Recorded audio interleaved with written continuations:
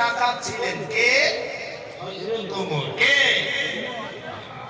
আমার নবীর মাথা কাটতে গিয়েছিলেন, কিন্তু নবী তো দোয়া চাইছেন, আল্লাহ ভাই উমর, আল্লাহ আবু জাহালকে কলেমার লাগাম গলায় ঝুলায়া দেন। আল্লাহ কবুল করলেন উমরের। জোরে বলবেন সুবহানাল্লাহ।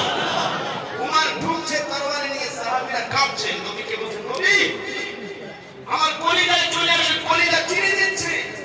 নবী বলছেন, ভয় পেও না সাহাবী, আমাদের সঙ্গে আল্লাহ আছেন। ওয়া আলা রাব্বিকুম ইয়াতাওয়াক্কালুন। জোরে বলবেন সুবহানাল্লাহ। যার সঙ্গে আল্লাহ আছে তার আর কোনো ভয় আছে? কোনো ভয় থাকবে? তো আল্লাহর নবীর সঙ্গে আল্লাহ অটোমেটিক আছে।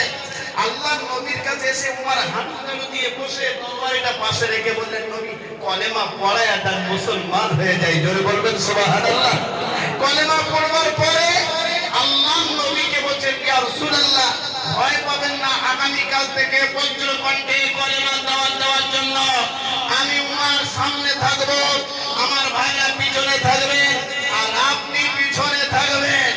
যুদ্ধ যদি হয়, লড়াই যদি হয়, আমি উমর আমার থেকে শুরু হবে। জোরে বলবেন সুবহানাল্লাহ।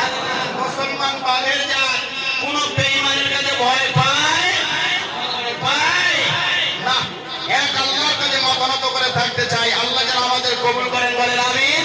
আমি সংক্ষিপ্ত করি, আলোচনা হবে ইনশাআল্লাহ অন্য সময়।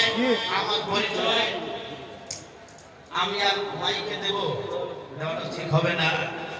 আমি আছি এখন বেশ কিছুক্ষণ সময়, আর হুজুরের সহবত আমি